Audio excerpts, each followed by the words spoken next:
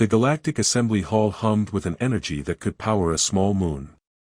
Walls of transparent alloy curved like the inside of a luminous seashell, displaying the stars beyond in dizzying clarity. Delegates from 23 civilizations filled the hall, their languages rippling through the translation fields like digital rain. Somewhere among the chaos, human officer Ryan Hale sat sweating in a borrowed uniform that felt one size too tight. He'd rather face an asteroid field in his underwear than another round of these friendly negotiations. The Zalari delegation stood opposite them, graceful, poised, infuriatingly serene. Their leader, Ambassador Nixera, was impossible to ignore. Her long silver hair shimmered like a comet's tail, and her pointed ears curved elegantly back, glinting faintly in the light of the hovering data orbs. She looked human at a glance, but her presence carried an unshakable stillness that no human could fake. Every movement was deliberate, every word a calculated melody. Ryan, by contrast, had spent the morning spilling coffee on his briefing tablet and forgetting his own access code. "Ambassador," Ryan said, forcing a professional smile that probably looked more like a grimace, "we appreciate your, patience with the translation latency." Nixera tilted her head, her golden eyes narrowing slightly. "Your words travel slower than your ships, Commander Hale. Perhaps next time, install an update before we start talking peace." Ryan blinked. Was that a joke? She never joked. The Zalari didn't even have a word for sarcasm in their language database. He opened his mouth to reply, but his mind blanked. His superior, Admiral Crow, gave him the death glare of a man silently screaming, "Do not engage." Nixera stepped closer, her voice softening. "You seem uncomfortable, human officer. Is it the gravity? Or the diplomacy?" "The chairs," he blurted before he could stop himself. "They're shaped for people with, less spine." A pause. Then, unbelievably, she smiled. "A fair observation. The Zalari do not slouch." The tension in the room flickered like a faulty hologram. Even a few human delegates snorted. Ryan caught himself grinning. Maybe, just maybe, they were breaking ground here, until the next round of treaty clauses began, and the room devolved into linguistic ping-pong about mining rights, orbital defense limits, and who technically owned the asteroid belt nicknamed Rocky McRockface. Hours passed. Ryan's brain felt like melted circuitry. Nixera remained unreadable, her face serene as she translated dense protocol into melodic Zalari syllables that made even insults sound like love poetry. And then it happened. One small, accidental look. She turned to him mid-sentence, something soft in her expression, her lips parting just slightly as if she were about to whisper a secret. Ryan's sleep-deprived, over-caffeinated human brain took one glance at that face, beautiful, calm, and far too close, and short-circuited. Before his sanity could intervene, he leaned forward and kissed her. The sound that followed was less silence and more the absence of existence. Every translator orb froze. Every delegate froze. The lights dimmed. Somewhere, someone dropped a datapad, and it echoed through the hall like a gunshot. Ryan immediately pulled back, realizing what he'd just done. His brain screamed in 20 dialects. Ambassador, I thought, you, Nixera blinked. Once. Twice. Her hand rose slowly to touch her lips. Her eyes shimmered faintly, the gold shifting toward a deep violet. Then she turned toward the stunned assembly and said, perfectly calmly, "The bond is sealed." "The bond?" Ryan frowned. "Wait, what, bond? Did you just say, bond?" The Zalari delegation gasped. Two aides knelt immediately, pressing their foreheads to the floor. One of them started chanting something that sounded suspiciously ceremonial. The humans began whispering furiously. Admiral Crow looked like he was about to launch himself out an airlock. Nixera faced Ryan again, the faintest smile touching her lips. "You have initiated the Rite of Souls, Commander." It is rare for outsiders to know of it. I don't. I really don't, he sputtered. That was a human greeting malfunction. Malfunction or not, she said, her voice now almost musical, our peoples will celebrate this union. Union? As in, marriage? Ryan stared at her, then at the Zalari who were now recording the entire thing with reverent expressions. No, no, no, this is a misunderstanding. We need translators. Lawyers. Maybe an exorcist. But Nixera was already addressing the crowd. Let it be known, today, the Zalari and humans begin a shared destiny. The crowd erupted. Some cheered, others argued, and one human diplomat fainted spectacularly into a table of refreshments. Ryan stood there, paralyzed, trying to process how his impulsive lips had just rewritten intergalactic history. As Nixera took his arm, ceremonially, of course, he leaned toward her and whispered, "You do realize I didn't mean to, right?" Her eyes gleamed with quiet amusement. "You humans are fascinating. Always saying you didn't mean to do the most consequential things." The hall buzzed with chaos. Journalists were already transmitting headlines, human officer engages in sacred alien ritual, universe stunned. Security drones hovered anxiously, unsure whether to intervene or offer confetti. Ryan tried to steady his breathing as Nixera guided him toward the exit. "So, what happens now?" he muttered. She looked at him, eyes shimmering like twin suns behind a nebula. "Now, Commander, we prepare for the bonding ceremony. You may wish to rest your lips." He groaned. "Fantastic. I'll put that on my diplomatic resume, accidentally married an alien ambassador." Nixera's ears flicked faintly in amusement. "You'll find the benefits, out of this world." And as they disappeared into the corridor of starlight, surrounded by Zalari honor guards and confused human diplomats, Ryan couldn't help but laugh, because somehow, impossibly, this might be the beginning of peace. Or the end of his career. Possibly both. Ryan woke to the sound of alien birds singing in two-part harmony. At least, he thought they were birds, until one of them landed on the window panel and unfolded into a mechanical sphere that chirped, "Bondmaid is awake. Bondmaid is awake," before zipping away in a panic of flashing lights. He blinked several times, trying to remember why the ceiling above him was glowing faintly and why the air smelled like citrus and electricity. Then it came back to him in horrifying fragments. The hall. The kiss. The chanting. The bonding. He groaned, dragging a hand over his face. He was lying on a bed of woven silver threads that felt like sleeping on liquid silk. His uniform had been replaced with a deep blue robe trimmed in silver symbols that pulsed gently with light, as if judging him. He sat up too quickly and smacked his head on a hovering data orb.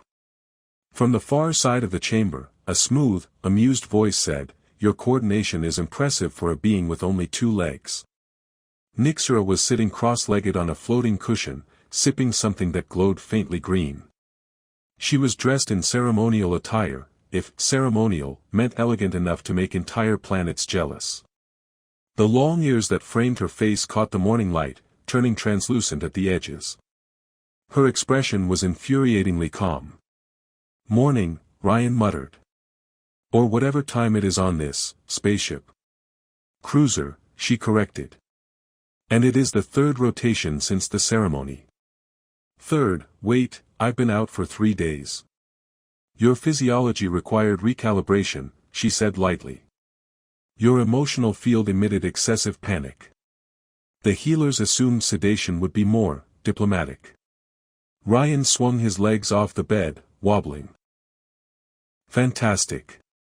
My first interspecies marriage and I've already been medically tranquilized." Nixera smiled faintly. "You are adapting well." "Adapting? I've been unconscious for 72 hours. You did not drool excessively," she added helpfully. "That is progress." Ryan pointed a finger at her, then dropped it. "Okay, let's clear this up. Back home, when someone kisses someone else, it's not a lifelong diplomatic contract. It's just, well, affection. Impulse. Maybe caffeine poisoning. Nixera set her glowing drink down. Among the Zalari, a kiss upon the open gathering floor, witnessed by both species, activates the Accord of Souls. It cannot be undone without mutual death or a 12-year waiting period. 12 years. Solar years, she confirmed serenely. Ryan slumped back on the bed. You've got to be kidding me. I am not yet skilled at your human sarcasm, she said thoughtfully, but I believe you are. He rubbed his temples. So I'm officially your, what did you call it? Life mate? Indeed. You are my chosen consort under interstellar law. You may take comfort knowing this alliance has already stabilized 3 border conflicts and increased trade value by 17%. Ryan blinked. I accidentally fixed galactic politics by kissing the wrong diplomat. The right diplomat, Nixera corrected with a sly look. Our compatibility ratio is unusually high. He coughed. Based on what, exactly? Heart rate synchronization, emotional resonance, and your tendency to trip over your words when I look at you. He opened his mouth, closed it again, then muttered, unbelievable. Later that day, he was escorted, dragged, through the cruiser's gleaming corridors by 2 Zolari aides, both of whom seemed to think he was the galaxy's luckiest man. The ship itself was a masterpiece. Walls of translucent metal pulsing with biolight, gravity fields that shifted smoothly with each step, and distant hums that felt more like breathing than machinery. Ryan tried to appreciate it, but every time he caught another crew member bowing reverently to him, he wanted to vanish into a wormhole.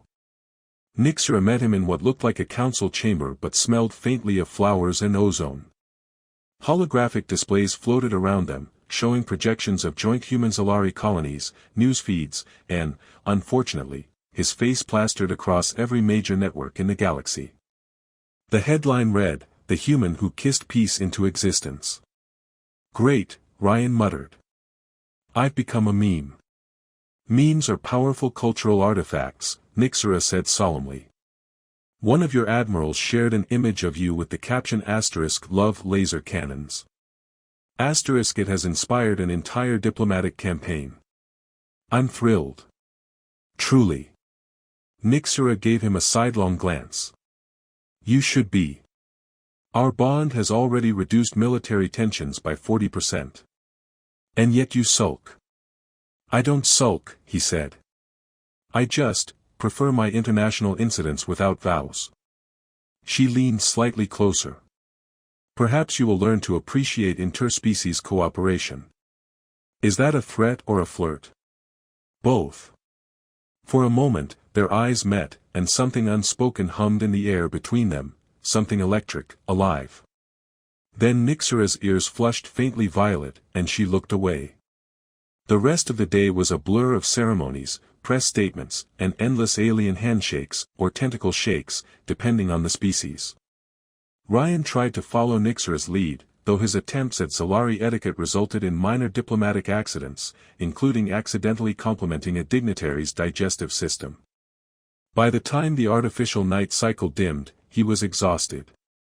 Nixera found him leaning against a glowing wall, half asleep on his feet.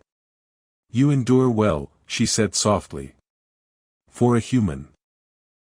I'm hanging on by caffeine fumes and dumb luck, he admitted. She tilted her head, amused. Then you will fit in perfectly among the Zalari. He managed a grin. So, what's next in this crazy alliance of ours? Nixera's smile deepened. Tomorrow, we attend the Unity Feast. You will be introduced as my bonded partner to the High Council. Feast sounds good. As long as nothing involves worms or glowing liquids. Nixera's eyes sparkled. Ah. Then you will be pleasantly surprised. He groaned softly. That means I won't be. And as she laughed, a low, melodic sound that rippled through the chamber, Ryan couldn't help smiling. Somewhere in the blur of cosmic chaos and cultural confusion, he realized something truly terrifying: he was starting to like her. The Unity Feast was the most extravagant event Ryan had ever seen, and he'd once attended a human diplomatic gala where a senator tried to dance with a hologram. The banquet hall floated in low orbit above the Zalari capital, its ceiling open to the stars, protected by an invisible energy dome that shimmered faintly with every passing comet.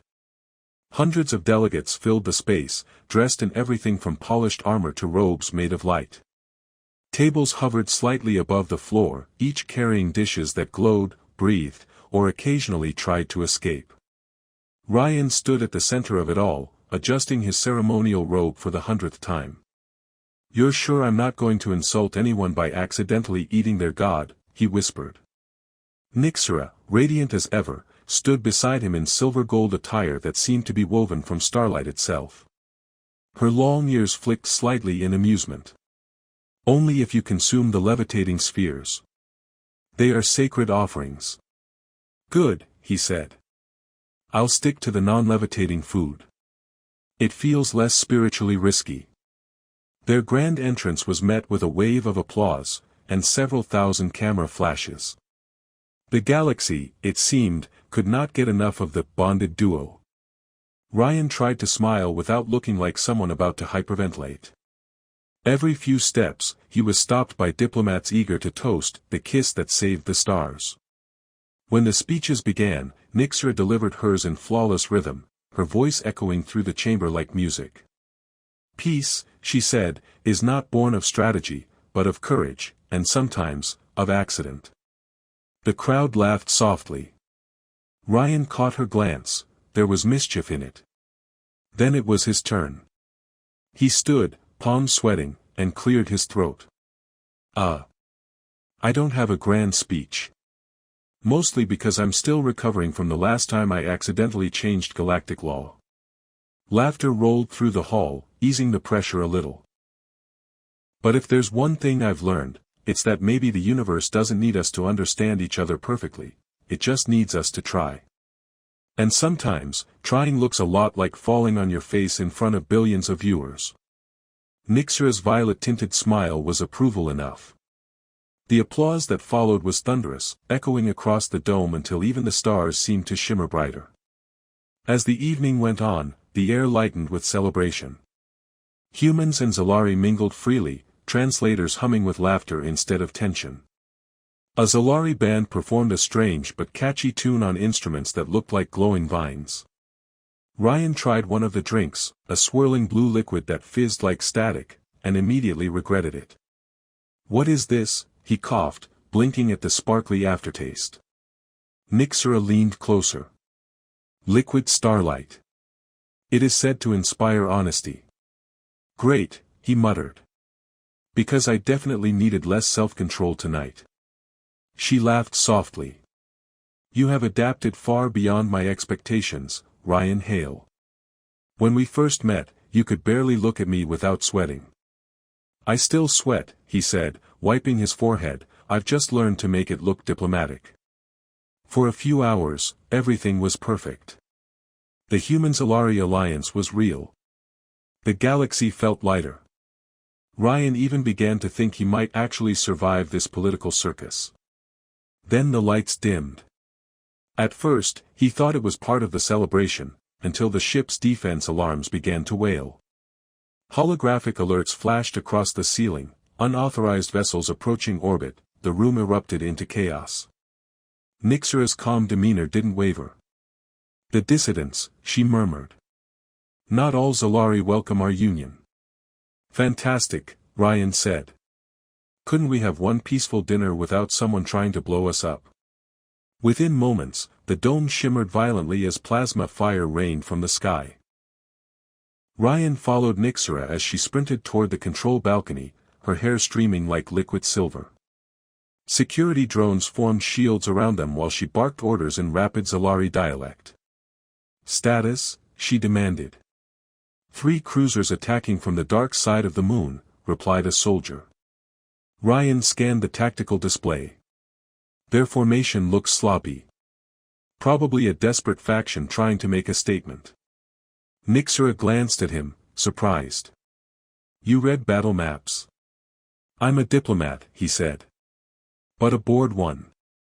Sometimes I cheat and play strategy sims during long meetings. Despite the crisis, her lips twitched. Then perhaps your hobby will save us. Working together, they rerouted the defense drones, luring the attackers into the planet's magnetic field. Ryan improvised a feedback loop to scramble the invaders' targeting systems, accidentally setting off a burst of fireworks across the sky. Was that intentional? Nixera asked, arching an eyebrow. Of course, he said, grinning. Just a little light show to celebrate not dying. Within minutes, the attackers were neutralized. The dome steadied, and the crowd below erupted in relief. The feast resumed with a new round of toasts, this time in honor of the bonded couple who stopped an attack mid-banquet. Later, after the hall had emptied and the stars hung peacefully above, Ryan stood with Nixera at the edge of the viewing deck. The universe stretched endlessly around them, full of quiet promise. You handled that well, she said. You've grown since we met. Yeah, he said, gazing at the stars. I guess I'm not just the guy who accidentally kissed an ambassador anymore. Nixera turned to him, her expression soft. No. You are the man who kissed peace into motion.